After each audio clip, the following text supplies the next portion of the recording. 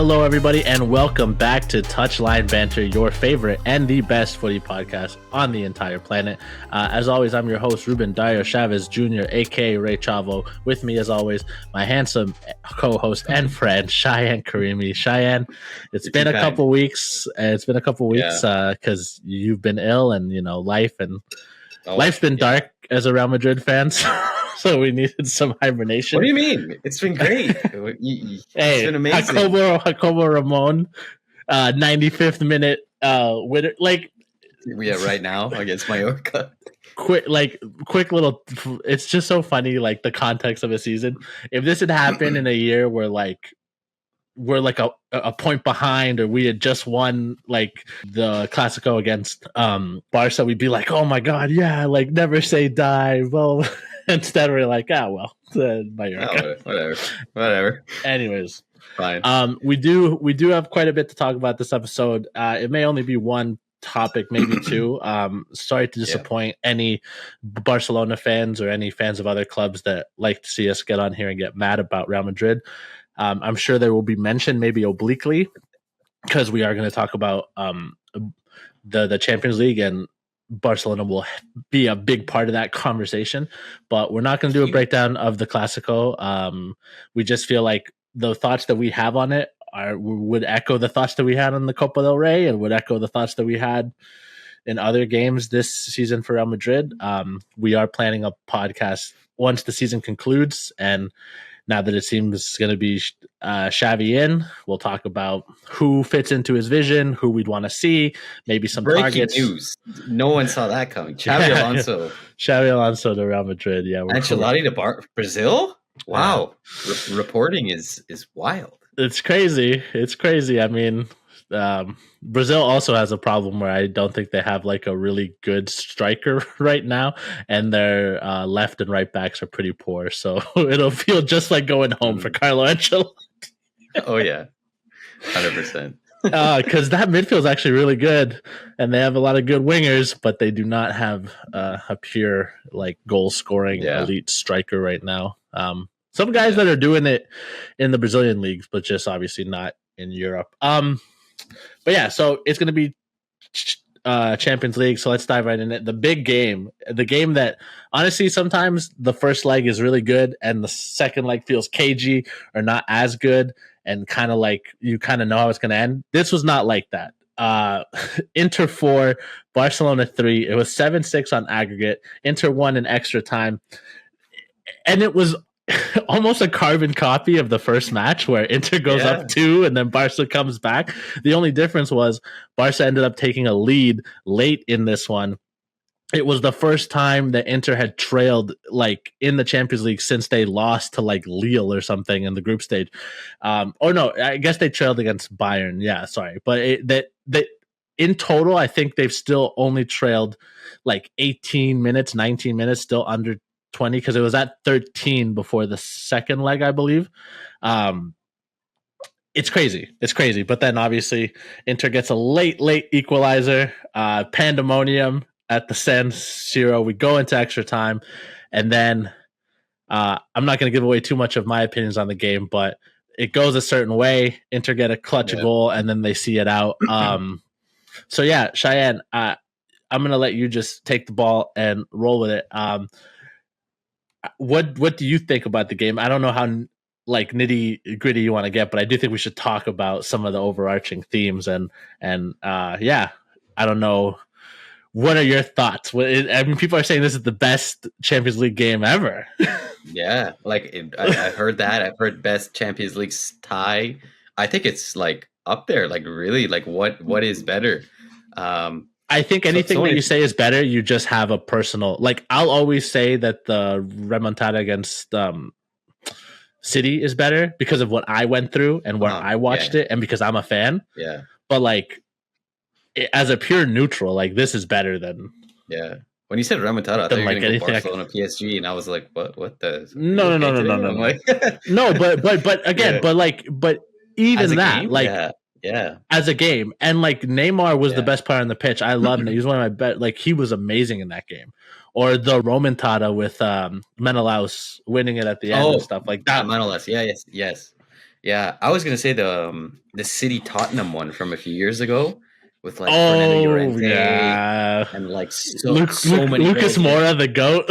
Yeah, so many City goals get called back for offside. So many. That Oh was my a god. crazy Anyway, one. Yeah. so many things to break down. Yeah, to the viewers, hope you're doing well. Hope you're better than me. Like I was dead last week. For anybody to say, like I got sick like 2 weeks ago, and then it was like fine in like 3 days. I was over it, and then last week, like literally, it was like the bubonic plague. Like I'm not even kidding. Like it hurt to sneeze. Like that's how bad it was. Like my entire body That's was real like, sickness. That's yeah, real sickness. yeah, like I felt like those Assassin's Creed. Like I had to go to one of those doctors with the The plague plague mask and be doctors. like, "Yo, like, what do you got?" Like I was on everything, like Tylenol, Robitussin, Buckley's, whatever you got, I was on it. Like I don't know if I was like, "Yo, if this is death, Yeah. like man, like fuck, man, okay, I'm going." And then I had to work Mother's Day as well. Happy Mother's Day to all the moms out there. Go to we wouldn't be here without you. But Mother's Day in the restaurant industry sucks ass. So I'm sure Ruben Pretty can tough. testify to that.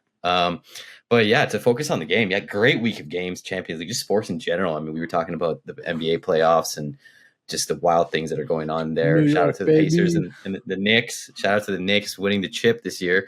We called it right here. But yeah, to focus on this game, let's get back on topic. Oh my God, where do we even start?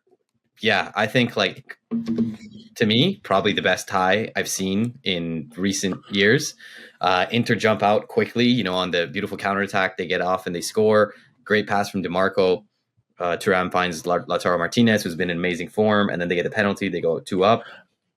And then Barca just kind of just do what they do on the offensive end, at least. And, man, Lamine Yamal is great. Great player, man. Out of all the players on Barcelona, I think he's the one that, like, we'd probably take in Madrid. I would. I mean, I don't know if he'd fit into the team. I don't know who you'd replace him for, but like, I think he gets into basically any team in Europe out there. But it was amazing to see, like, because they basically put 3 defenders on it, and like nobody could like do anything with what he was doing. But I find that just Inter, like, they stuck in it, and they just got toe to toe with Barca, and that's what I felt like. Was that weird to you? Like I just felt like they never felt scared. They're just going punch for punch the entire tie. Yeah, they played pretty fearless, which I think people didn't expect. I mean, I don't know. I've heard some takes on this game that that people are kind of saying that Barca was the better side. I disagree with that. And even with what you're saying about Yamal, like Yamal's a great player, but like in the first half, I'd say him and Rafinha were like super anonymous. They couldn't really break Inter down very much. And like Yamal grew into the game as Inter legs got tired because he's young and he has a lot of energy. And then when they switched out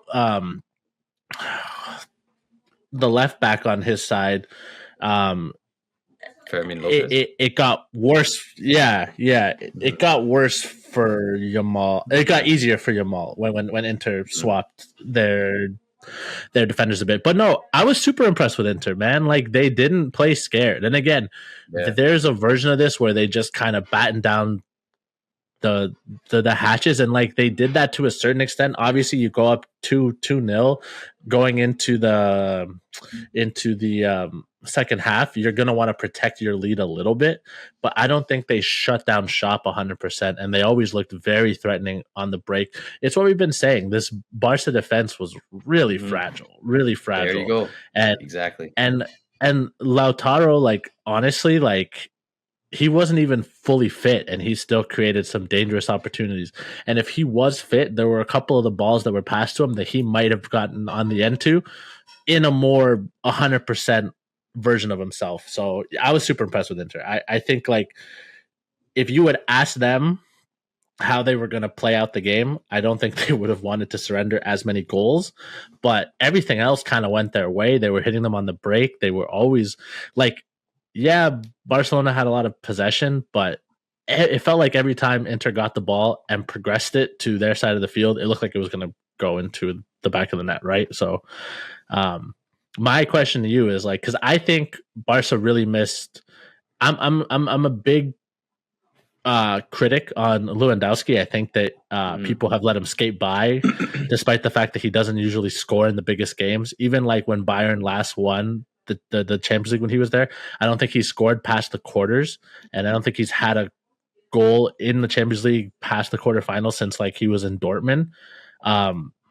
Obviously, Poland is a small country, but even in the group stage, he's kind of anonymous for them. All this to say, despite me not thinking he's a big game player, I think they were really missing somebody to really be physically imposing in the box against Inter. Needed that, because they needed that. They could afford to kind of surround Yamal with all those players and kind of like bully him a bit more because there was no one else really being physical. Like Rafinha's whole day is basically saved by his goal. And it was like a good goal. The first shot was kind of bad because he hit it right at the keeper, but it was shot with pace and the keeper was kind of like not 100% set. That's why he had to just like parry it. And then obviously he gets the rebound and finishes it. But I thought Rafinha had a really poor game. And then Fermin Lopez and Olmo, they offer something, but I don't think it's not the same as a Lewandowski who you know is going to get at the end of all of these chances. And the second thing, I don't know. Obviously, we've talked about Barcelona having money issues, but to me, and I don't know if you agree with this, in both of these Champions League ties, I think we've seen the value of elite goalkeeping because it felt like Jan Sommer made some saves that like you're like, holy, how did he do that? And I don't think Szczesny saved a single one where you were impressed by the save. Yeah, I think that's a very, very key point in here is that absolutely, I do think they missed Lewandowski. At the same time, like Lewandowski is a player that does kind of go missing a little bit in finals. You can check his track record in Poland, Bayern, just like the things that Ruben just said. But yeah, like I felt like it was basically Inter's game, and then if it's not for Eric Garcia scoring that absolute banger off like the corner set piece, I think it is. Yeah, Barca aren't really in the game, and then after that, obviously they get some wind in their sails, and a beautiful pass finds Dani Olmo, great goal, that's a nice one there, and then obviously we know the Rafinha one, and realistically, they should have won the game. That's the next thing I want to talk about. Yeah, 100%, 100%. They should. So like this is like people. I was talking to this guy at work. He's just like, oh, like you're just a Barcelona hater your whole time and this and that, whatever. And I was like, I can be called whatever. You can call me that, whatever, blah blah blah. Like everybody's entitled to an opinion, just like they have an asshole. So like everybody's got one. Doesn't make you right, but. I try to, and I believe I do, and I believe Ruben does as well. We like to back up our opinions with logical facts and statistics. And this entire time, and it's great when you're right. I have to say this. It feels really, really good. And so many things we called. We called Liverpool winning the league. It happened. We said PSG and Inter were our favorites. Who won against Arsenal? Who won against Barcelona? Who's in the final? Inter and PSG. What did we say about Arsenal, which we'll talk about in just a little bit? We said that, you pummeled Real Madrid, but this is a really, really bad Real Madrid side. One of the worst we've probably both seen in like a few years, who has had absolutely like no first-team defenders aside from Antonio Rudiger. What happens when you go against an actual cohesive unit? Well, that's what happens. You get knocked out and you get Mikel Arteta saying crazy things in press conferences. But to focus on Barcelona, what did we say? We kept saying it over and over again. The high line works when it works, but when it doesn't, and it doesn't work often, it leaves you insanely vulnerable. And I think credit to Barcelona. They got back into this game and they looked done and dusted. They looked, they were out for the count. But realistically, at 87 minutes, when there's 3 minutes left, I don't really even want to hear this nonsense about Denzel Dumfries fouled whoever it was on the edge of the box for Barcelona. And like it shouldn't have counted that final goal that Acerbi scored because there was a foul up top. Bro, you're 3 minutes away from your first Champions League final in a decade. I was 18 sorry. 18 years old. I just started university, I think. That's the last time you were in a Champions League final. And you're telling me that you still, as Barcelona, you still have to play the Barcelona way and do play the Hansi Flick system. And we have to have a high line. And fucking kidding. Like the entire post-game thing coverage was like, why is it that they have to stick to these philosophies that they have? Why do they still have to play in that way of setting it high up? Because the entire game, it was so simple. It was just find Dumfries. Where is Dumfries? Where is DeMarco? On a counterattack, perfect. Find him, bang, goal. We saw it in the first leg. We saw it in the second leg as well. And that's exactly what happened. I don't understand how, I think Shaka Hislop said it on ESPN FC. He is goalkeeper, former Newcastle United. He was like, sometimes, you understand what your coach's system is, but you have to sometimes as a player be like, okay, guys, like there's 2 minutes left. Fuck everything. Just fucking 8 at the back. Like whatever it is, like set up shop and let's get this win. And obviously, we predicted it. High line doesn't work again. And shout out to Acerbi, 30-something years old. I think Ruben probably heard this as well, like the cancer survivor. Yeah, I was going to say. Alcoholism. He's the oldest goal scorer of a Champions League semifinal. Yeah, exactly. Like, I was like, I didn't even know it was him. It happened so fast. Because I'm like, what the hell is going on? But like, my God, like I was like, Acerbi is up there. And yeah, obviously, shout out to him. For those who don't know, he's like almost 40s. This is basically a swan song. He battled cancer, came back from it. His dad passed away, went through alcoholism, all that stuff. Has been through the shit, scores the tire. We go into before Barcelona has won a Champions League trophy. Yes, this man got cancer and beat it before Barcelona lifted another Champions League. And then in the second in extra time, both teams look gassed, especially a lot of players for Inter. But credit, they got it done, and it was a great pass from Mehdi Taremi, who found Fratesi, and he scored the goal and put it away. But it's like, dude, guys, I swear to the viewers, we're not biased. We try to be, and we are impartial as much as we can. Biasm is involved in everything, but it's like, we know ball. We talk about things, and things go a certain way. It's like, it's not, we don't predict these things just to be an ass, right? Like, it's just, you look at a game and you can see things happening. This is the reality. Everybody has a bias, and I think that the bias will tint it in a way of like, it'll be easier for me to see the flaws in a Barcelona team than a Real Madrid team, because I'm like, especially when you bond with players, you want to see the best. You try to like excuse their use, whatever. And so I understand it from the Barca side, but like, we knew the high line was going to be trouble. And you brought up a lot of great things, so I'm going to give my thing. If people whining about that penalty, if you look at the frames and you look at the video, like Dumfries is there first, and then he gets kicked, and then the Barca's player goes ahead of him, but it's like no one has control of the ball, and no one's actually trying to kick each other. Like I don't even think the Barca player was trying to foul him. I think both of them were trying to extend for the ball, and neither one of them had it under control. So the refs let them play, which I think is the fair thing to do. Like I don't think anybody logically would want that play blown dead. Like, if it's your team that loses on the end of it, obviously you don't feel happy about it. But like, I didn't see enough there for a foul. Like, I don't think there. Like, I think it's crazy to say that there was. Just very quickly, I just watched it back again, and basically exactly what you're saying there. It's two players going for a 50-50, and neither one is trying to foul. It's just Dumfries puts his leg out to get it, and he falls over. So it's like, and again, when we go back to VAR makes mistakes, absolutely, but with all the angles and the stuff we have, you're telling me VAR doesn't call that back as a foul if it really was one? So anyway, Barcelona fans are crying. The high line thing, Hansi Flick played very naively, but so did the players, and I think that's, and we've talked on this, not to make everything like a Real Madrid thing, but like let's approach it from this. Like, I think me and you both have similar opinions on coaches, where it's like, I can respect if a coach has a philosophy and they want to play that way, but I always respect a coach that is adaptable. I like a coach that has a plan B. I like one that can adjust to game state, or at least empower their players to adjust to game state.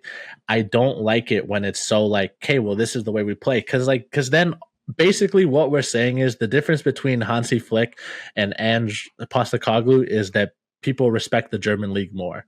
But what has Hansi Flick really won? I mean, like, now that he's in Spain, he won the Supercopa, the Copa del Rey. Okay, yes, he's had a good league in Spain.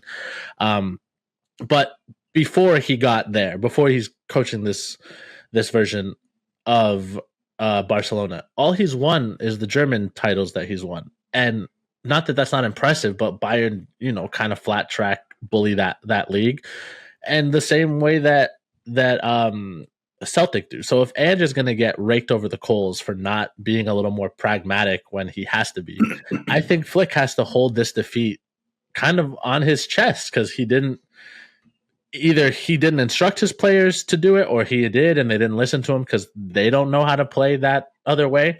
Both may be true. It was just funny because there's a picture of Pedri when he wins a foul on the Inter side. We're trying to time waste, because again, I can criticize Pedri for a lot. I think he's an above average midfielder, not a star like some people tried to paint him to be, but he's a good shithouse. And when he got fouled and he stuck his tongue out and he was taunting the Inter fans because he thought, oh, we're done and dusted. We're all the way there. Life comes at you fast. But yeah, they just played. And again, this is where I'll criticize Yamal again, because Yamal had the ball on the right wing and he could have dribbled into the corner and he didn't. And that, talking about other great Champions League ties, it reminded me so much of Ajax against Spurs, where the Ajax players had an attack late and they could have just tried to kill more clock, tried to draw a foul, but they went to attack, they got countered off the break because Hugo Lloris passed the ball down. Lucas Moura scores. Tottenham win on away goals, aggregate, whatever, and that was that. And it's like, yeah, like it sucks. And like, look, it would have been cool as hell for him if he had scored that goal and Jan Sommer doesn't make that amazing save. But the minute that he took that shot and he left it kind of up to chance, he hurt Barca's chances to win. So again, like, I think you can get wrapped up in a propaganda of a player and you can see the good things when he's your player, or when he's new and like the shiny toy, and that's what Yamal has become for everybody. Everybody's like, oh my God, he's only a teenager. Yeah, he's only a teenager and he's doing all this. It's very impressive. He's very good. But that was a very naive play by a kid, and he's allowed that. But that's where you look at it, and I'm looking at this Barca team. I don't think they have good leaders. There's a lot of Madrid fans crying that we don't have any leaders on the team anymore because Modric is very old and doesn't play. There's no Ramos, whatever. Carvajal's been hurt. Who's the leader on Barcelona? Because a leader would have kept them with a more cool head and seen that game out, and they didn't. So this is not an imperious team, which we've been saying the whole year. When it comes to Acerbi, like, amazing. So happy for him. It couldn't have happened to a better person and a better story. Like, it looked like he blacked out when he took off his shirt and he just went to scream, like, he blacked out. Like, he became a different person. He transcended, and you love to see that. I'll leave it with this, and I want to hear your opinions on this, because like you said, we're right about a lot, and I will never let people forget when I'm right. You've been more complimentary of Kubarsi than I have. I think Kubarsi's pretty mid. He had a shocker of a game in this one, and he had a shocker of a game in El Clasico. And I think he's not a big game player. I think he's really average, and the high line makes him look better because they catch people offside. But now that people have figured it out a bit more, he's awful. Like, he's not that good. And you know who else I've been on the train of being bad for a while? Araujo. If you look at any Barca fan pages now, they want to deport that guy. They want to send him back to Uruguay on the next fucking boat. Yeah. And you know what? Okay, I'm obviously being hyperbolic. He doesn't deserve to be deported, but like, he was a late sub. We're in extra time. Marcus Thuram literally has his legs taped up like a mummy. Dead. He can barely run. Like, in extra time, he was lumbering. How does he skin Araujo that much? Like, he beats him for pace and squares that ball. And Araujo was one of the freshest legs out there. I saw Barca fans like unbelievably angry. We're done. It was like it was Lucas Vazquez out there. Like, they were fucking pissed. So he looked bad. Kubarsi also has been a bottler. Yeah, I think, to give ourselves a pat on the back, they looked naive. They played naive. And again, like, I honestly, and maybe you can respond to anything you want, but I do think like we've talked about the major events in the game, and I think when it comes to talking about the winners, we're obviously going to do a pod before the final, so we can break them down and talk about them. For Barcelona, this feels like it might be their best chance to win the Champions League in a while, by far. And so I wonder, like, what you think about that? That's what I'm saying, right? Exactly. Yeah, this was like everybody was like Barcelona.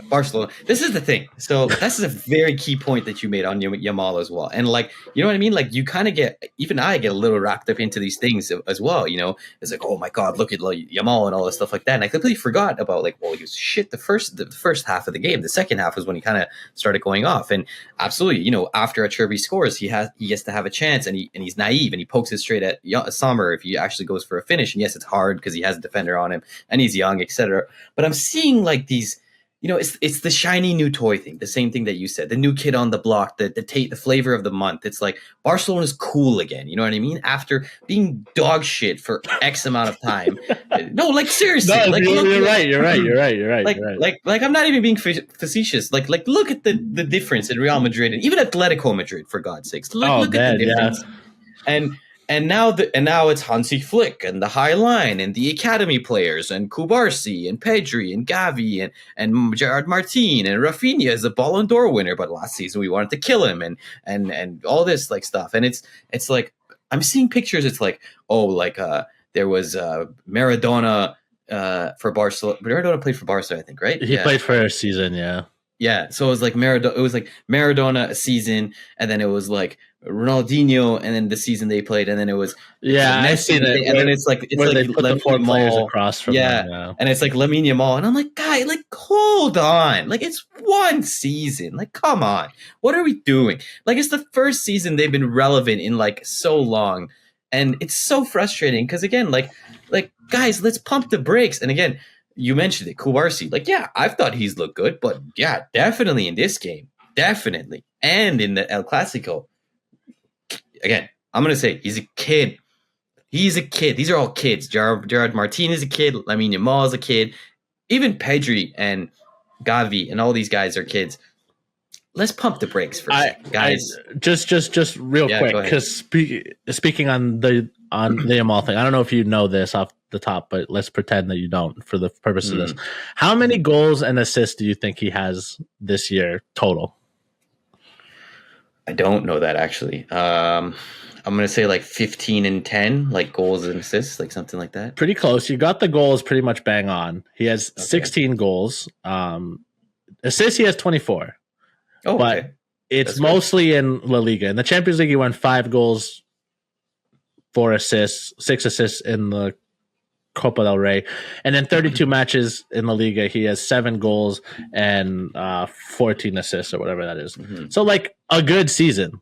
Not a trend set. Like just to put it into perspective, like Erling Haaland didn't win the Ballon d'Or and he scored more goals in the Premier League than anyone has ever scored in the entirety of it. And like, again, apples to oranges, like Rodrigo's been hurt, blah, blah, blah. In La Liga, Rodrigo and Yamal have like similar stats, and Rodrigo's had a bad season. I don't know. This is the thing I'm talking about. It's just like you get too wrapped up in PR. But anyways, go ahead. Exactly. You see it in all sports. We were just talking about it before the pod with the Cavaliers in NBA. Oh, the Cavaliers are the best team in the regular season. Evan Mobley has taken a step up. Donovan Mitchell, is he the best shooting guard in the league? And look at this. They got absolutely crapped on by Tyrese Halliburton, who's had a terrible regular season in terms of Halliburton's and who was voted. Talk about PR. He was voted most overrated player by his contemporaries, by the players. So that's how much PR matters. Like I was in an NBA fantasy league and it finished, and I think I won or finished second. And I had a friend in that, and he was so pissed with Tyrese Halliburton as a fantasy player because obviously his game is not doing well in real life. No. It makes you even worse for fantasy as a first round pick. He was like, dude. The trade got vetoed, but he was like, if I give me Ivica Zubac, who was killing it in fantasy. Because he gets a lot of rebounds. And I was like, sure, yeah, bro, I think he's going to – and they vetoed it, obviously. Because that's crazy. Yeah. But that's what I'm saying. And look what happened. Oh, and I know the Cavs are, and everybody's saying it. The Cavs are the Hawks of a few years ago with Jeff Teague and Al Horford and Kyle Paul Korver, Millsap and Kyle Paul Korver Millsap. Oh my God, yeah. B-ball Paul. Yeah. I fucking love Paul Millsap. Like, you know, there are teams that come and win in a season and stuff like that. But there are teams that you can look at and players that you can look at and you're like, yo, listen, you might just be a flavor of the month. You might just be the new cool thing, and we kind of need to pump the brakes on here. And this is what we kept saying about it. Yes, absolutely. Offensively, this team is great. But when the going gets tough, they are going to crumble. And they do. And that's what happened. And that is exactly what happened, right? That shows naivety on a team that's young. When you're up with 3 minutes left, you don't set up shop. That shows a lack of leadership. Again, like the way Rafinha was celebrating, like after that goal and the antics on the pitch and stuff like that, he's also a player that, I don't know about you, he kind of pisses me off. Like he seems like very... I don't like him. Like no, not flamboyant, but like very, very loud. Like, yo, chill. Like, bro, they wanted you out. Like last year, you were at Leeds or whatever 2 years ago. Like, he basically had to like force himself to stay. Yeah. Yeah. And everybody was mad about it. Like no one was happy. Exactly. And, you know, Barcelona fans now with the Ronald Araujo thing. Listen, like, I think Araujo, when fit, is a good defender. I don't know exactly how good he can be because obviously he's been injury prone and I can't see it. But obviously he hasn't been up to fitness because when just like Ruben mentioned, like Marcus Thuram is literally dead. On the pace meter in FIFA, it's zero. It's like on the energy level, it's zero. He doesn't have any left, and he skins a guy who comes off the bench, who's like new. How is that excusable? Like, how do we allow that? Anyway, to wrap it up, I think the point is that like Barcelona, this was their best chance. They were arguably the best offensive team in Europe. We kept saying that as a cohesive unit. We preferred Inter, we preferred PSG, and it shows. You know, next season we'll see how they balance their books. Where's Olmo going to go? Where's Rafinha going to go? What are they going to do with Araujo? Or, you know, there's always the sophomore slump. Like a lot of these players are rookies, like Casado, like Kubarsi, Gerard Martin, all these players. You know, a lot of times, the rookie does good in his first year, but the next year when the teams adjust to him, he has a tough time. That's why the sophomore slump is there. And then it comes back the year after that because he makes the adjustment to the adjustment, if that makes sense. I think this was their best chance. And Madrid's coming back next year. There's going to be signings. There's going to be investment. There's going to be a new coach, new system. Yeah. So, yeah. And it's not even just like, again, if you want to take it away from around just the Madrid thing, like Barca have problems financially. For sure. They're not going to be able to be in the Camp Nou until 2026, 2027 at the earliest. That's a loss of revenue of like over 100 million euros that they're saying is like whatever. They have already given up 25% of their TV revenue to an investment firm that they're paying back a loan from. They have to pay back $100 million or more a year soon back to Goldman Sachs for a loan that they have. They've sold the naming rights to the Camp Nou. That's why it's the Spotify Camp Nou. They've pulled all these levers, and I just really want people to think like not all of these players are going to be able to suit up for Barcelona next season. And then you start to think, well, who can they sell? What's their value? Is anyone going to want them? Robert Lewandowski is probably a player that on big wages who you'd look to sell. Is anyone, they paid 45 million euros for him. Is anyone going to give you that on a 1-year deal for a player that's already shown injury history? I'm doubtful. Maybe, but like who would even be in need for him? Is Arsenal really going to, they haven't bought, you know what I mean? Like it doesn't, like the teams that Lewandowski to Arsenal would be really funny. It'd be hilarious. The teams that need a striker probably want to go someone younger that can play more and that they could depend on more. And then it's up to him. Like maybe he wants to go to Saudi Arabia. Is Lewandowski a big enough name that you're going to get 100 million from the Saudis? Maybe. I don't know. Hard to say. I think, and then you look at the fact that like Liverpool theoretically should only grow under Slot as they get more accustomed to his system. We'll see who they bring in. Arsenal will always City, yeah. Arsenal will always be tough. Arsenal, you know, City can improve. Yeah. Teams like Newcastle that will be joining the Champions League, it seems like next season. Newcastle's a very physical team that could play in a way that will frustrate this version of Barcelona that does not have a lot of physical players. I just think like the field was wide open because there was no really every team had a flaw and they kind of missed their chance. But we don't want to beat up on Barcelona for the rest of the episode, as fun as that would be. Let's beat up on a team from North London, Arsenal. They may have hung the Champions League champions banner too early. They lost 2-1. From Temu? Yeah, that one from Temu as well? Yeah, the Temu. Temu Champions League banner. They lost 2-1 to PSG at the Stade de France. It was 3-1 on aggregate. I don't know.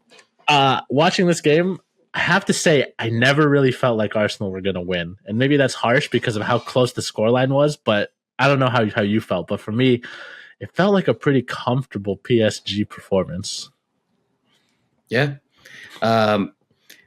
It reminds me of like in the sports media college we went to, we had a very like highly touted producer, John Shannon. He started NBA TV and NHL Network and all that. And I remember he was like, I hate expected like stats and that kind of stuff because he's like, this team is expected to score this much and that team is expected to score that much. So like if we play them against each other, this team is more likely to win. So like, why even bother? Like, why do you even play them? Just like the other team's expected to win, so why do it? And this is what I mean when it's like you look at like the XGs and all of that, and it's in Arsenal's favor, but like again, I never felt that they were really threatening.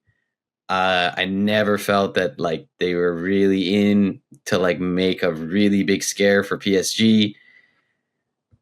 It's one thing really sticks out to me. I have to speak about this because it does frustrate me a bit. For me, like I appreciate coaches and one close to home, Carlo Ancelotti, who are humble in defeat.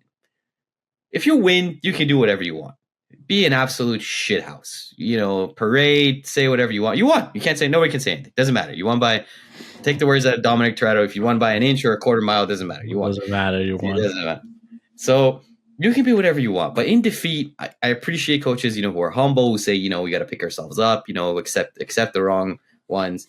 For all the shit that Jose Mourinho said, I would say that a lot of times he would come out and be like, yeah, listen, like we lost. It is what it is. We sucked. We were the worst team, blah, blah, blah. So when Mikel Arteta comes out, and he's like, "Oh, the better team lost," and the PSG players agreed with me, and some shit about a farmers league. I don't remember exactly what that was. No. So okay, you're mixing both the post games. So okay, sorry. Yeah. The farmers league, that was Luis Enrique. He was on the pitch, and they're like, oh, because they brought to him that he beat every Premier League team they faced, and he's like, oh, but we are the farmers.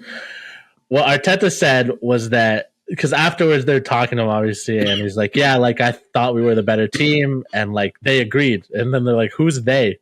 The PSG bench, they all said. And then later on, Luis Enrique was like, I don't agree.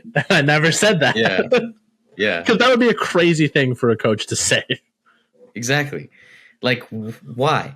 So, and then there was another thing. He comes out. He's like, yeah, I look at this team and I see like 7 players who are out. And I'm like, oh, man. Are you? I'm not going to be disrespectful, but like, what are you on? Let me count the players. So, what's his name? Zinchenko? Zinchenko's ass. Zinchenko can't do anything. Pep Guardiola was like, yeah, we're good. And like they were like, oh, Zinchenko, the new inverted left back. And they're like, yeah, nah, this guy, like, he has the physicality of a fucking clothes hanger. Like, we're good. Zinchenko. Tomiyasu couldn't get into this team, bro. Couldn't get. Calafiori. Lewis Skelly is better. Every Arsenal fan is out there saying Martin Lewis Skelly is better. We're down.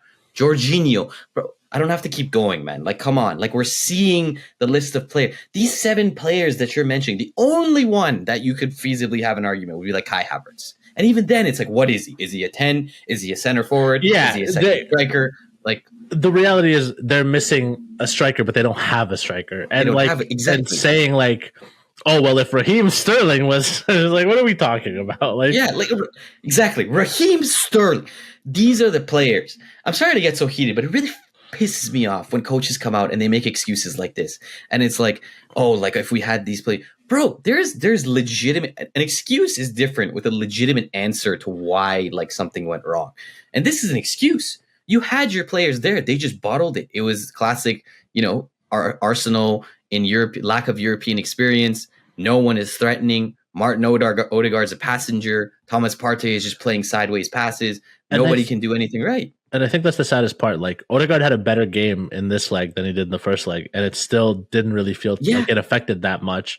And besides Declan Rice, like, I thought even Bukayo Saka had a tough day at the office. I mean, like, Donnarumma has his number. Like, I don't know if he'll ever score on Donnarumma the way it looks like. Like, Donnarumma's a wall to him. Yeah, I'm with you. Like, to say that they were the better team kind of ignores. Like, they started off the game really well. I remember that the first 20 minutes they blitzed them. They were really pushing, but again, it didn't look threatening. Like, it never looked like PSG were losing their heads. And on the other end, it's not like PSG weren't threatening them as well. Like, Kvaratskhelia and Doué and just like, yeah, I don't know. Arteta, I think he's kind of lost the plot. Like, I think the dressing room, and the fans, and the league, and everything. Definitely the fans. I mean, there's a contingency that are starting to get a little restless. I wonder what the players make of it all. I mean, and like, even I know this isn't directly about the game. They've already signed a player for next season, and it's Zubamendi, like another DM. And like, I get it. Like, you definitely need someone better than Partey playing that role, and like, you don't want Declan Rice. We've both said that on the pod after the first leg. We think Declan Rice is better pushing forward and in a more advanced role. Yeah. So like, I get needing, but like a striker, like when's the striker gonna come? Like, when's the striker gonna get here?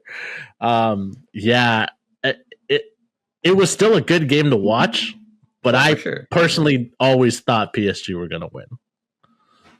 Yeah, like that's the thing. Again, like if you want the Barcelona trophy as well, like Arsenal, like, you had 54% possession, you had 19 shot attempts, you had less ones on goal. But I think a question needs to be had here, and I think it's an interesting one because I listened to the kickoff and they had an Arsenal fan on there, and he was like, and they had a lot of good points. I wish I wrote them down. I'm trying to remember most of them, but is the clock ticking on Arteta? Do you think? Is this whole trust the process? Because this is the dangerous thing, and again, you see it in other sports, and you know where I'm going with this. The Philadelphia 76ers. Yeah, that's this whole trust the process. We're building something slow and steady, even if we lose in finals and even if we don't make the right signings and even if we don't sign Jimmy Butler and we sign Tobias Harris instead because we think it's a shrewd move. It's Tobias Harris, the Thomas Partey of the NBA. Yeah.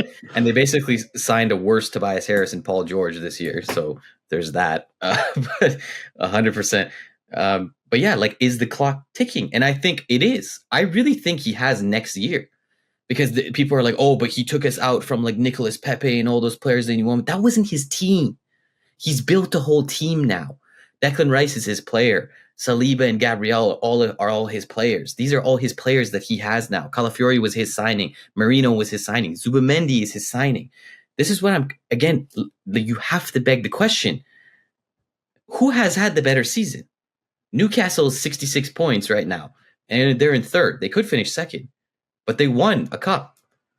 One of Tottenham or Manchester United could win the Europa League, or will win the Europa League. One of them will win, and they're finishing 16th and 17th. So one of them, let's say for argument's sake, Tottenham, they finish 17th and they win the Europa League. Is it fair to say they had the better season? Because you still finish in Champions League spots. Yeah. And you still have the thing, and you've won a trophy. The name of the game is to win trophies. Nobody remembers what position you finished last season if you're in the Champions League. They don't go like, oh, but you got it. No one gives a shit. You're in the Champions League. I really, really think Arteta is getting old.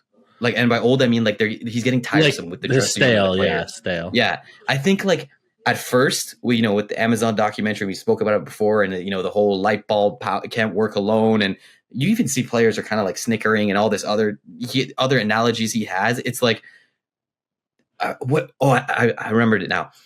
The guy was like, Arteta tries to say things, and I think he was the guy who was saying is the Arsenal fan on the kickoff when I was mentioning he made a good point, and I'm stealing this one from him. He's like, Arteta tries to say things, and he tries to come off as slick and suave and interesting, and like one of those is like the light bulb thing or whatever. And another one is when he comes out and says the better team lost. He's like, if Jose Mourinho says that, because he knows how to speak, he knows how to control the media, he's done it before, he is a slick and suave guy, he can get away with that thing and actually make you be like, oh shit, like were they really the better team? But when Arteta does it, you're like, is this guy okay? Like, what is he on? Like, it's getting old, and I really think it's not working anymore. Like, I also think that it's like he doesn't have the capital to say it and have people believe it. Because like Pep also says it, and like Pep isn't always suave, but Pep has like this mad genius quality about him, and obviously he has success. He's won at Bayern, he's won at Barcelona, won at Manchester City now. So you made a lot of good points, and I do want to talk about them. So I mean, let's have the run in. I don't. If Manchester United win the Europa League, I don't think that it's fair to say that they've had a better season than Arsenal, because I think United, for what their club is, like obviously they're getting back into the Champions League. That's huge for them monetarily. But like their squad is basically going to be what wins them that. The fact that they're just more talented. They have more talented players. If Spurs win, then yeah, they've had a more successful season than Arsenal because it's their first trophy in a while. And I guess in that response is the question that I think Arsenal, the club, and Arsenal, the fans, are starting to ask themselves. Do we want to be more like Manchester United, and not like Manchester United now, but like what we see as Manchester United, a club with history and a club who wins? Or do we want to be Spurs? Like, and that seems a bit harsh, and like I'm not trying to discount the fact that Arteta has taken them from like the banter club era that they were, where they were kind of a meme.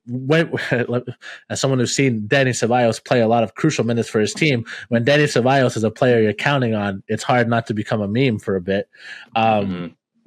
So he's lifted them out of that. I have a theory about coaches that sometimes, like, I guess not a theory, I think is you can just visually see it, and I see it in the NBA all the time. Like there's really good coaches that are good at building a culture, and they're good at like rehabbing a team, but then when it comes to winning, they just don't have it. I don't know what it is or why they don't have it. Maybe their message doesn't connect. Maybe the way that they play can only take a team so far. Maybe it's just that the team outgrows them. Here's a deep cut reference for all the real gamers out there. In one of the early Fallouts, you play a character who leaves the vault. I mean, that's kind of the plot of all of them, but like you leave the vault to try to get a water chip or something. But basically, you go on the adventure, whatever, you become the lone wanderer, you're out there killing people, whatever. But then when you come back, the people of your vault don't want you back there anymore because you've changed and you're not the person that they know. You are now this murderer and this killer, and yeah, you got the job done, but you've outlived your space there. And I think that's kind of what could be happening. Like if you want to be negative about it, Arteta has outlived his caretaker space. He's cleaned house, he's opened the windows. Now we can see what the problems were. We started to like tidy up. But is he the right interior decorator to take this place to the maximum that it could be? I don't know. And that's where you have to start asking this question. I can't answer that for them. I think that it's concerning. If it would be concerning to me as a viewer of Arsenal that every year, the second half of the season, they peter out. Every year. And whether that's same time, April to May, same thing. And whether that's a physical conditioning thing, whether that's a squad depth thing, whether that's a coaching thing, then that's a conversation that has to be had. Because it's one thing if you're Nottingham Forest and like, yeah, it looks like they might fall out of Champions League places, and that's really sad. But they don't have the squad that you have. They haven't spent that much money. And again, for the people that are saying, well, it's a process, Shayan kind of pointed out, Calafiori is a player that he bought. He bought Zubamendi. They've bought Declan Rice. Odegaard is there. It's clearly a player that he trusts. They have Saka. They've brought in Havertz, and like they've had a lot more misses than hits. And you've got to give them credit for making even the misses still kind of work a little. But if you're missing on on the sporting side and not bringing in the right players, and then you can't tie it together on the tactics side, then what are you really bringing? Like, it just feels like it's stalled out a bit, and maybe that's harsh. Like, again, I'm sure there are Arsenal fans that still back him, but I do always caution people, like, don't fall in love with a coach who's just going to bring you pretty good results. Like, you know, because I think comparing them to Tottenham is the best thing to do. I'm sure a lot of people would consider Pochettino one of the best coaches that Tottenham ever had. And Pochettino never won anything. He just made them really competitive and brought them to a Champions League final one time. And not that that's nothing for a club like Tottenham who haven't won a trophy in forever. But, like, what are we talking about here? Like, Arsenal fans go online, and not all of them, and you know, online is a tricky thing to really pin down on what's real and what's not, and what's bait and what's a bot and all that stuff. But, like, Arsenal fans are online talking about, like, they're a monster club, they're a big club, they belong as a seat in the table. When they beat Real Madrid, they were victory lapping, and they were saying this proves that we've arrived. And they don't have the trophies to kind of sit at that table. You know, I can talk shit about Barcelona all day. They got the trophies to sit at the table. 5 Champions League is still a decent amount of Champions Leagues. They've won the league countless times. They've won the Copa del Rey countless times. You look at a team like Manchester United, who have also won in Europe, who have also won the league. Liverpool. You know, like, if you want to be that kind of team, which is what the project's supposed to be for, is he the one to shepherd you there? I don't know. It's starting to look like no. I will say that. And this summer is kind of crucial for them too, because to me, I feel the same way about them as I do Barcelona. Was this your best year to try to win the league? This was supposed to be a transition season for Liverpool. City fell off in a major way. And now... And they could... Listen, City, I think, is a better even question to pose. Because City's in 65 points right now. And they're at 68. And realistically, like, City's probably going to win the FA Cup or Carabao Cup final, whatever it is. It's the FA Cup because Newcastle won the Carabao Cup. Yeah. So given when you look at you got to believe in the Palace. Let's go Seagulls. Yeah. Johan Kabay, shout out, like, Palace legend. If they win, like, realistically, like, it's the same thing. They both got knocked out in the Champions League. Does it really matter where you got knocked out? I don't know, kind of, maybe for money's sake. But City's going to invest. So City's going to get better. I think City's a good comparison, yeah. They, in terms of squads, like, yeah, like, City have problems. They're still a very strong squad. So, like, who really had the better year, you know? It's a fair argument. I think that, you know, I think City one is a little bit like... I think City's the best one because even for Newcastle, they didn't have Europe, so they didn't have to split focus. I'm sure Arsenal fans will be like, yeah, but we had to be in Europe and on all these cups, and, you know, we had injuries. But City also had injuries. Haaland missed time. De Bruyne has been old and missing time, and et cetera, et cetera. Foden has looked awful this year. Like, Phil Foden, people are saying he should be benched for, like, Eze. Like, you know what I mean? Like, this man was in shouts with Jude Bellingham. They were saying, like, yeah, you can't start Jude over him. Phil Foden is the... And now we're talking about at the end of the Euros, at the end of the Euros, they were like, fucking just put in Anthony Gordon instead of Foden. Oh my God, we need somebody with pace. But I think, that's a very good point, I think, that you make about, like, teams that can sit at the table and teams that are winners, right? Because, you know, when you're a fan of, you know, Ruben's got the Yankees hat on. He's a Lakers fan as well. You know, we're Real Madrid fans. When you're fans of these teams that are in these upper echelons, right? Like in basketball, it was the Lakers, and then it was Miami for a little bit, and then it's Golden State. You know what I mean? And then the Spurs have been there. Like, these are teams that, you know, can sit at the table, and you're like, yo, you'll be there for whatever reason because you draft well, you have great ownership, there's the history, there's the expectation, all that kind of stuff, right? And, you know, when, not to bring it back to Real Madrid, but they did beat us, and that's the point I'm trying to make, is that, yes, Arsenal destroyed us through and through. Yeah. When you look at the two legs. But this is what we kept saying, that it's a very key point to make. Let me see how they look against the cohesive team. And it wasn't even that, like, PSG were, like, showed off a masterclass. The entire night, it's just the shots that they make. That, like, there was a couple 1v1s when Saka had chances against Donnarumma, and he shoots it straight, or he puts it wide. or it gets called back or something like that, and you're like, you're not there. Yeah, you're close. Yeah, you're very, very close. Like, I've seen this team be there with Thierry Henry and Dennis Bergkamp and Robert Perez and Patrick Vieira, and that was different. Like, that was a team. But now, and you look at it and you're like, you're just not there. It's not your night. And I think that goes back to the point that we made of we never really felt like they were going to be threatening against PSG. It's there's just something missing. Like, it's like you can taste it, you can feel it, you can smell it. You know what I mean? It's a winning thing. And when they, who knows if, hindsight's 2020, if I was a wagon, I'd have three wheels. If I was three wheels, I'd have a wagon, whatever the expressions. But, how does that no ifs, buts, or maybes? I only speak in facts. If your mom had wheels, she'd be a bicycle, but she doesn't. Oh my God. I lost my train of thought. No, I got it back.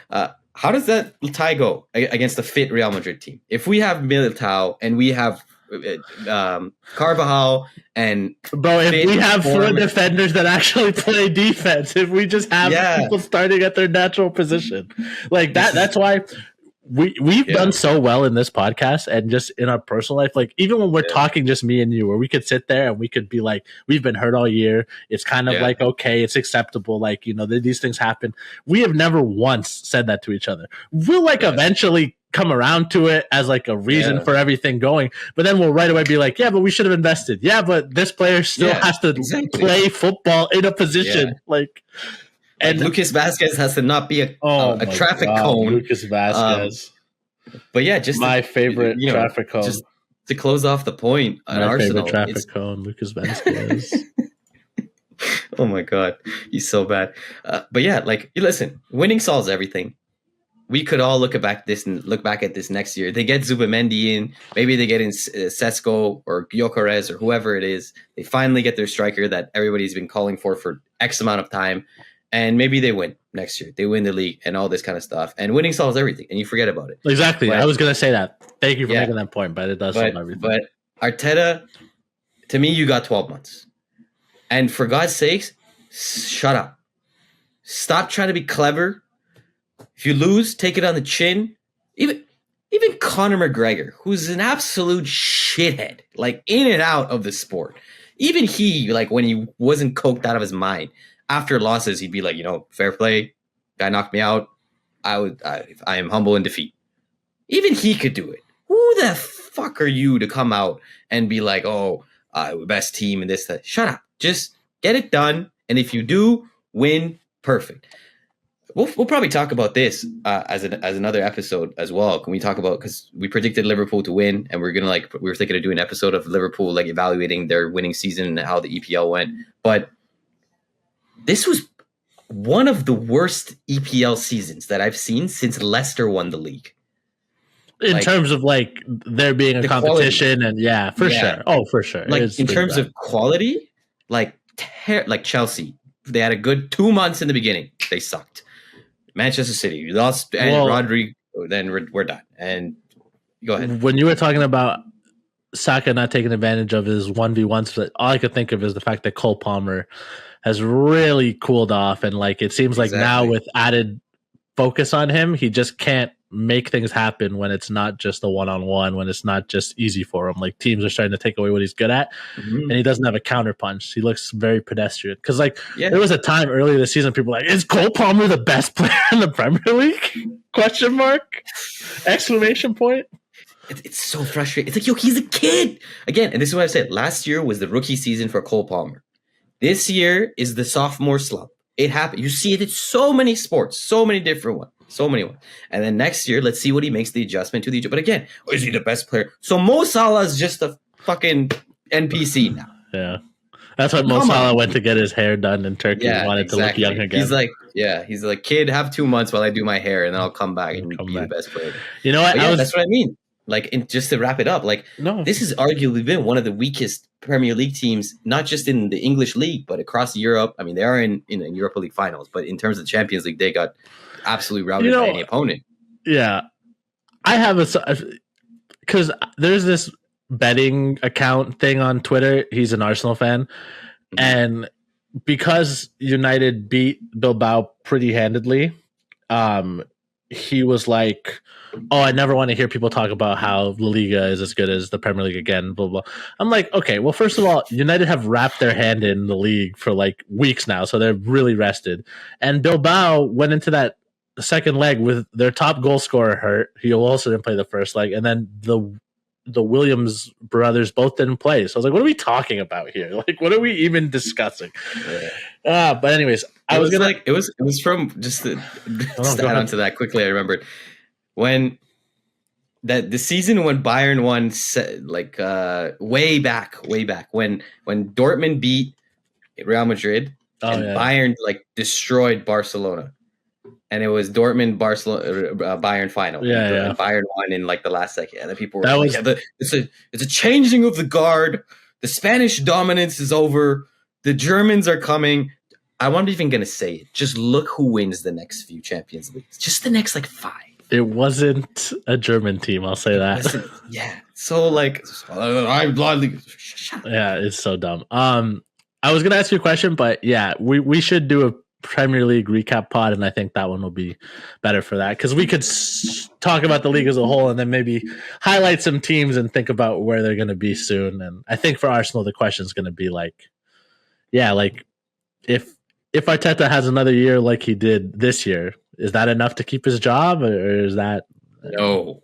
It's I mean, we're at about an hour, so we could wrap it up here. Or I do want to talk about one thing really quick because I have no idea where else we would just push it. I would have no idea where else we would talk about this because it just happened, and I really need to know what your thoughts are because we haven't talked about it. Have you seen the reaction that Liverpool fans had to Trent Alexander-Arnold in their first game since he announced that he was leaving? Which game was that? It was the one that just passed this weekend. They played in front of the home. No, because I think the one. No. Yeah, he came on as a sub this past weekend, and they booed him anytime he touched the ball. There was a huge contingency of fans that were booing him. There were some fans that were like trying to fight the boos with cheers, so it wasn't everybody. But yeah, it's kicked off a whole debate. I mean, it's the same debate that's been being had even before he confirmed that he was leaving, but it's kicked it into hyperdrive about Liverpool fans feeling very betrayed and just very sad about it. So I wanted to know if you had anything new to say or if you're just like, eh. I mean, fans, like, as long as you're not disrespectful, I think you have a right to boo. And if you paid the ticket to go to the stadium, I think you have a right to voice your opinion. That doesn't make you right. Okay. That doesn't make like you correct. You can do whatever you want. Like, That's don't throw shit. Like unless you're in Turkey, like because it's accepted. Like don't throw shit. Don't throw a missile on the pitch. Like I love the English chants. Like there was the one like the United one. It was like Zlatan Ibrahimovic, he is our Swedish hero. Something. I don't know, whatever. It's a good one. But like, the disrespectful ones, there was like one way back when like Adebayor goes to City, and it's like when he played for Arsenal, it was Adebayor, give him the ball and he will score. And then when he transferred away from Arsenal, they were like Adebayor, his father cleans elephants, his mom's a whore. I was like, y'all are wild, but that's really mean. Yeah, like I don't like those, even though it's clever. Like I'll give you the clever to it. But anyway, there's not really much to add here. It's the same points of, loyalty in sports is a fugazi. It doesn't exist. We want it to be real. It's something that we want to be real. And when it is real, when you have players who play for your team for a long time and who don't transfer, even though they can, it's nice. And you appreciate that. And they become club legends. And that's for sure.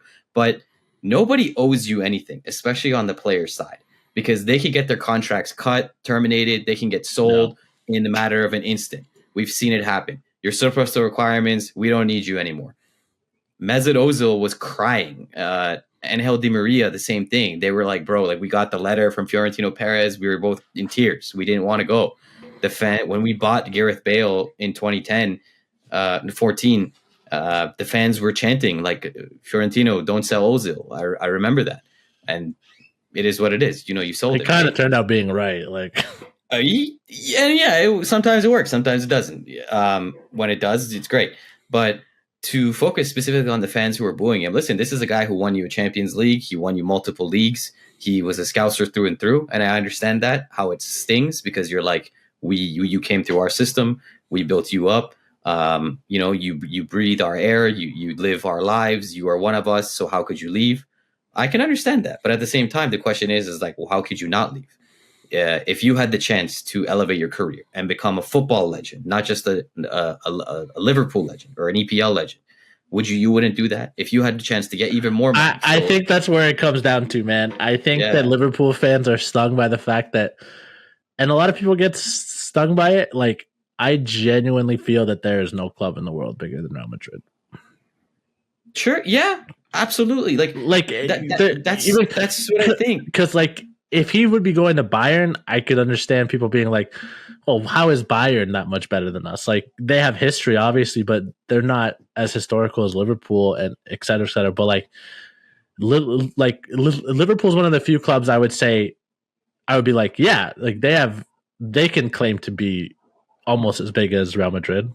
Like, if someone wanted to say that they're the same size, I'd be kind of okay with it.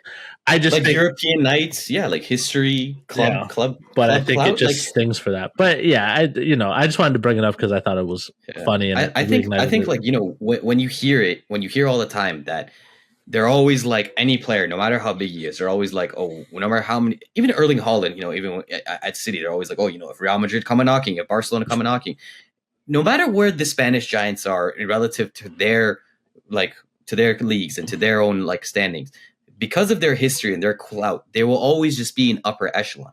It's in every sport. It's the Dodgers in baseball. It's the Yankees in baseball. It's the Lakers in basketball. Yeah, it even goes down to like, it's the court, it's the shirt, it's everything. It's iconic. You know what I mean? Like, it's you can't get away from it. There was a Spurs fan on the Kickoff podcast. He was like, dude, I've been there to the Real Madrid state tour. I haven't even gone, and I get chills when I hear stories. And they're like, bro, when you see the titles, when you see the training grounds and the pictures of Zidane and all these guys, you're like, well, this is a whole different league.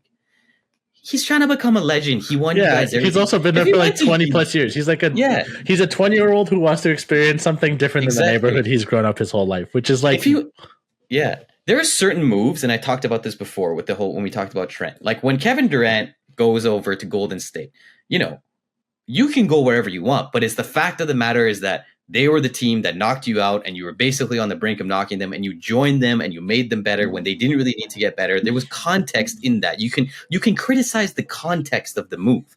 Like, him moving or not, you don't really have a right to be like, you can't move. How dare you? No, you can criticize the context of it. And the context of this is that he's not going to a rival. Is he going to United? Going to City? No. He's not going to be in the league. They could not play each other for like 5 years. It's possible. To be fair, we do end up playing Liverpool quite a bit. That is next year Champions League final. It'll be great. Trent crossing the ball to Jude Bellingham. 98th minute winner. Yeah, we'll get Raul Asensio to break Salah's shoulder this time. He could be the Sergio Ramos role. Why do you gotta go there? That's the last thing I wanted to bring up, just because I thought it was funny. I think you nailed it. That's really what it is. Don't begrudge a kid his move. Just in case anybody listens to this podcast and was curious about what we thought.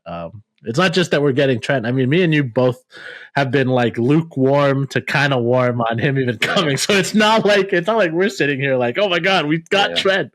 We're kind of. I will very quickly say this.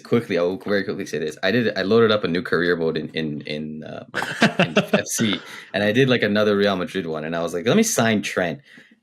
When it works, in the game, when it works and he does the crosses, damn. Fucking works. His passing again, real quick, like in the Clasico, we saw Mbappe score a hat trick because he's figured out how to time his runs. He should have had more goals.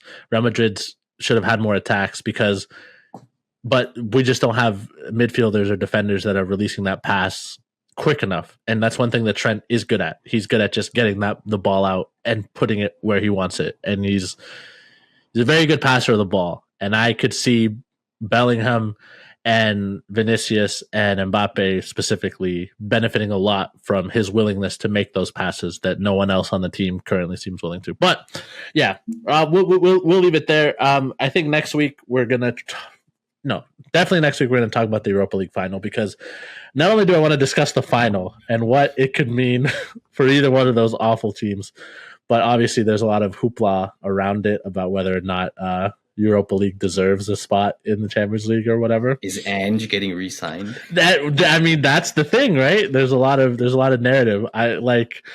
Both coaches might get fired at halftime. Both coaches might leave at halftime. Ruben Amorim is talking like a man who wants to quit like yesterday. He's like, every time they put a mic in his face, they're like, oh, but like if you won the Europa League final, you're in the Champions League. He's like, we don't deserve to be in the Champions League because we're so bad. He's like, we should focus on the Premier League first. I'm like, yo, bro, what? This is your team.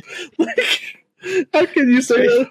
He seems like a guy who's like, he's been hired and he's like, wait, like really? Like why? Like, bro, no. It's like that meme of like Goofy or like or Max bringing like the girl and back to her apartment. He's like, damn, you live like this? Like, that's what he's saying to United. He's like, bro, this is how you, he's like, at least in Portugal, I was winning the league. I was getting into the Champions League. Yeah, I might not win it, but what are we doing here?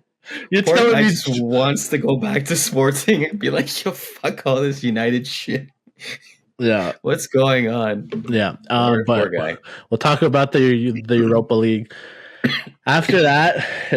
I think there's one or two more matches in the Premier League, so maybe it'll probably be Europa League preview, Champions League preview, PL roundup, and then Real Madrid, and then we're pretty much right into the Club World Cup, which I think, like, hopefully, I think me and Shayan will probably be aligned on this. We're gonna just do a nice little preview, maybe of all of the groups. Maybe we record one long one and then we chop that up into little bits and whatever. But that's all technical stuff you guys don't have to worry about. But yeah, summer full of football, because FIFA does not want to give anyone a break. No, do not forget that this is the best sport in the world.